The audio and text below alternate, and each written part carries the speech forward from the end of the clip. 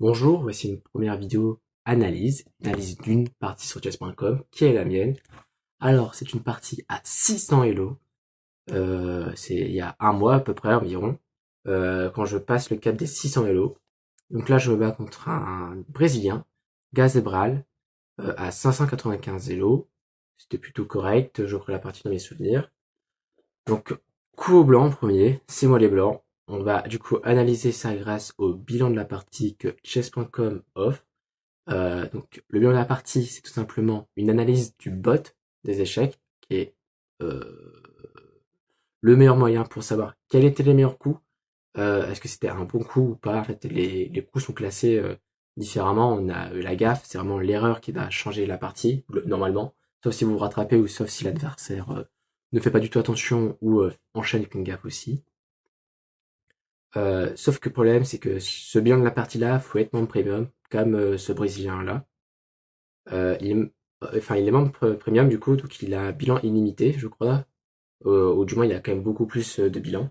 C'est plutôt intéressant par rapport aux débutants, parce que ça nous montre quand même la précision des coups et la précision de la partie en général. Alors là, je sais pas, je devais être sûrement à 80 de précision, peut-être 85 de précision. Je suis déjà monté à 90 de précision. C'était assez rare. C'était très rare, ça a duré avec une seule fois. Donc là où il y a ma souris, cette petite barre là qu'on voit là actuellement, c'est la barre en fait de est-ce que les blancs sont favorables ou est-ce que c'est les noirs qui sont favorables. Donc là, le premier coup qu'on va faire avec les blancs, c'est tout simplement pion D4. Voilà, mince. Pion D4. Ouverture théorique, ouverture qui laisse la possibilité au fou de se développer. Sur la case F4 aussi. Les noirs font un coup théorique aussi, en laissant la reine et le fou se déplacer aussi sur la ligne 5. Donc c'est un coup théorique. Est-ce que c'est le meilleur ou pas? Je ne sais pas spécialement, parce qu'on ne prend pas forcément le centre directement. On laisse quand même un développement au blanc. Mais moi je ne joue pas, je ne vais pas jouer directement un contrôle du carré magique avec poussée de pion E4. Moi je fais une autre ouverture qui est l'ouverture du système de Londres. Alors le système de Londres, là c'est une introduction. On verra ce week-end, du coup le samedi prochain, du coup peut-être même ce samedi-là, une vidéo un peu plus détaillée sur le système de Londres, qui est une ouverture à connaître, parce que c'est vraiment une ouverture très agréable à jouer, facile à jouer, mais attention à ne pas tomber sur le mouvement mécanique de cette ouverture-là, parce que ça peut vraiment poser problème. Il faut quand même faire attention au développement de l'adversaire, même si généralement quand vous jouez le système de Londres, il n'y a pas trop de problème. Donc ce système de Londres, franchement, si vous le jouez, vous le maîtrisez correctement avec les trois principes, qui sont toujours en bas d'ailleurs, c'est du coup euh, contrôler ce carré, développer les pièces et protéger le roi, plus le système de Londres. Là, je vous assure vraiment que vous montez au moins à 800 Elo, voire 1000 Elo. Alors pourquoi moi je ne suis pas à 1000 Elo et je suis qu'à 750 Elo? Je vais le redire encore, c'est tout simplement parce que j'ai joué sans apprendre. Voilà. J'ai joué sans appliquer ces bases-là. Donc j'ai beaucoup galéré. Et en fait, c'est que là maintenant, grâce à cette chaîne-là, et grâce à un entraînement quand même qui est plutôt intensif, je m'améliore et j'essaie vraiment de respecter ce principe, enfin, ces trois principes, le carré magique, développement des pièces, protection du roi. Donc là, nous les blancs, on continue avec bien sûr fou F4. Le coup est théorique et logique. On vient dégager la dame. On sort rapidement le fou pour un contrôle de cette diagonale. Les noirs enchaînent avec cavalier. Cavalier sur F6. F6, il menace quoi? Il menace ici, ici, ici. En derrière, on peut regarder aussi. Bon, pas très intéressant. Voilà. Et là. Bon, c'est quand même plutôt intéressant parce qu'il m'empêche quand même de mettre un pion directement là. Il peut essayer de contrôler là, mais bon, après j'aurais besoin de faire une poussée de pion là, ou même juste faire ça pour essayer de menacer avec la dame. Donc là, nous les blancs, on continue ce système de Londres, qui est assez mécanique. On vient quand même protéger toutes ces structures de pions. Actuellement, quasiment tout est protégé, hein. Le pion est protégé là il n'est pas menacé. Donc là, on continue avec un développement pour protéger simplement ces deux pièces-là. Un coup théorique aussi, mais un coup aussi très important, parce que tout simplement, on vient dégager la voie pour le fou. On vient mettre une double assistance sur ce pion-là.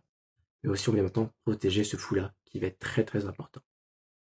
Les noirs, qu'est-ce qu'ils font? Les noirs font simplement une poussée de pion D5. Qu'est-ce que ça fait, pion D5? Eh bien, on va tout simplement, pareil, ouvrir cette diagonale. Problème, les noirs, qu'est-ce qu'ils ont? Un blocage avec ce pion-là. Alors, fou peut bien sûr aller là. Faudrait que fou vienne là. C'est quand même un coup assez intéressant, ce qui... Voilà.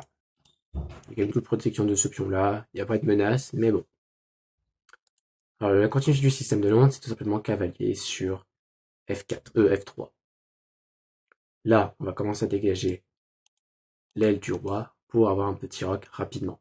Sachant que du côté des blancs, avec un système de Londres, on peut retarder le roc parce qu'il y a tellement une bonne structure avec les pions, une très très bonne défense, que retarder quand même le roc de 2-3 coups, c'est pas très dérangeant.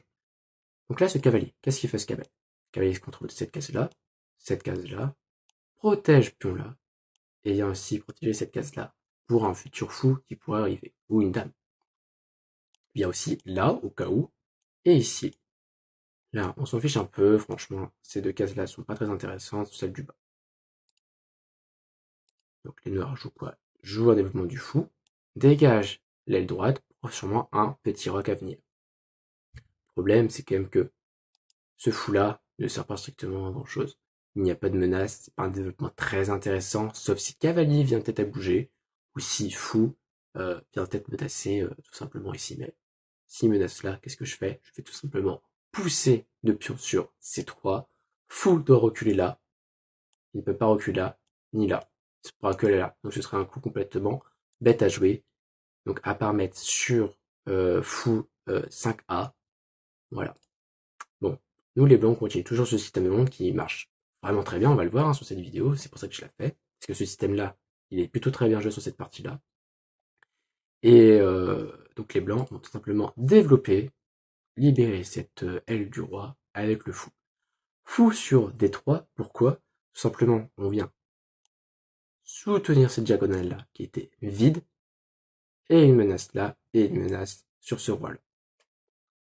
Donc maintenant, cavalier là ne peut plus forcément venir, sinon il y a échange, mais si il y a échange, puis on peut mettre là et là. Et on va voir que c'est quand même facilement contraint.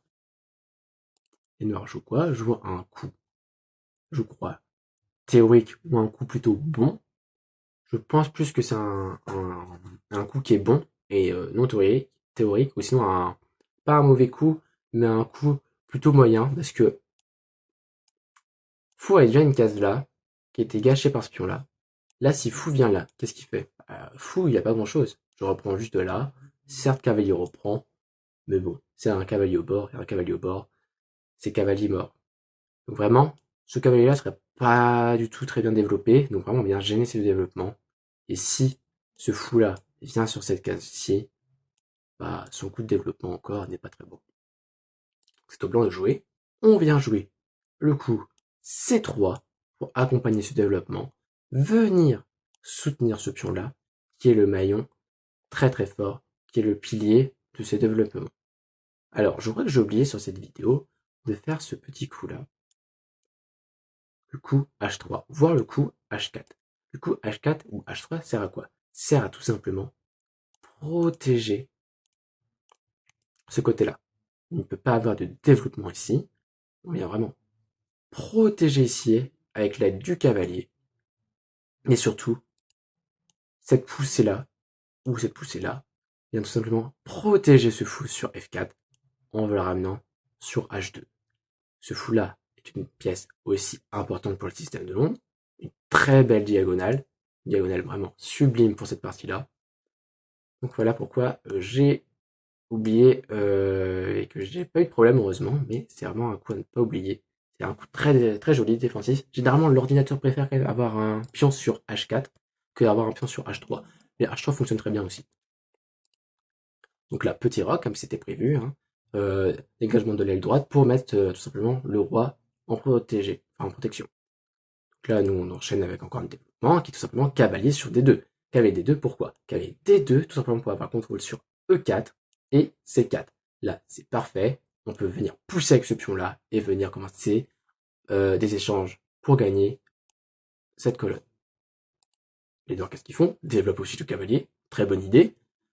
Le cavalier sort de sa case de départ, c'est incroyable pour eux. Parce que case 6A ne sert strictement à rien, et encore moins la case C6. Est-ce que c'est 6? Bon, on vient là, qu'est-ce qu'on peut faire? Là, ici, ça sert à rien, il y a un pion qui protège. Alors que là, on peut peut-être essayer de faire quelque chose dans l'avenir, bien sûr. Bon, là, on voit bien que c'est protégé ici. Mais si le joueur noir joue très bien, il pourrait tout simplement me casser cette structure-là facilement. Bon. Après, ça dépend du joueur, comment il joue. Donc là, petit roc, on a le temps, on a gagné un temps un petit peu sympa comparé au noir. On a un développement qui est terminé quasiment. Alors que eux, tout simplement sur ce coup-là, il leur manquait reine, fou. Et quand même le cavalier qui était pas très bien mis là, mais ça reste toujours quelque chose d'assez sympa.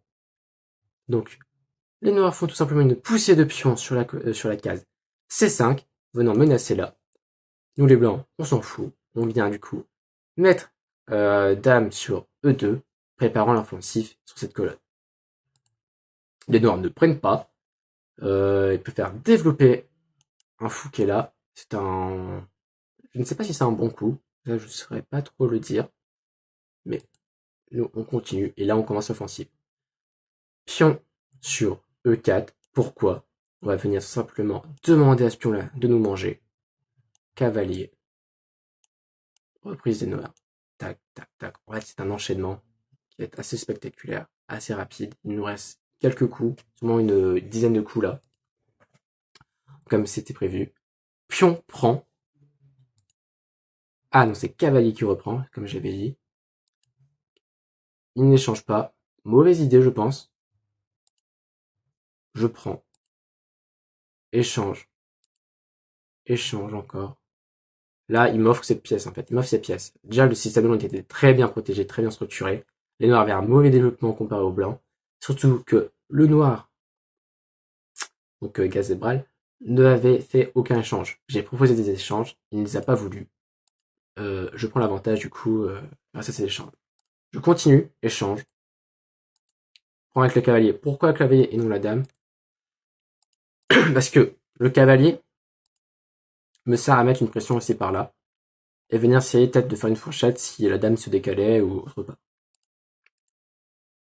Donc là, la dame est jouée, et si on veut mettre une petite pression, mais la pression est moindre, parce que la dame n'est pas accompagnée pour un échec. Il y a là, mais c'est pas un échec qui est très important, parce que, hop, tout simplement, cavalier est là, qui repousse la dame s'en va. On vient faire développer cette tour sur cette colonne-là depuis le départ, comme je l'ai vous dit. Cette colonne-là était très importante, on allait l'ouvrir facilement. Et là, en fait, il y a mat en 2. Il y a mat en 2. Pourquoi mat en 2? Parce que grâce à ce coup-là, il n'y a qu'une seule protection maintenant. Elle va me dire, oui, mais il n'y a qu'une seule protection là. Enfin, il y en a deux. Là, mais c'est gagnable. Enfin, c'était défendable pour les noirs. Sauf que là, là, il y a plus de défense. Il y a plus un ajout d'un fou ici ou d'une dame par là. Il y a plus rien en fait. Et donc, tout simplement, dame prend, sacrifice de reine, tour prend obligatoirement. Et tour qui prend, échec et mat. Bon, Gazebral, 595 Elo. Plutôt un bon joueur quand même à ce moment-là. J'étais pas forcément très très bon, encore moins là, je suis pas forcément très bon, mais je suis quand même meilleur qu'à ce moment-là. Le noir, enfin, du coup, Gazebral aurait pu gagner cette partie ou me mettre plus en difficulté s'il avait mieux développé ses pièces.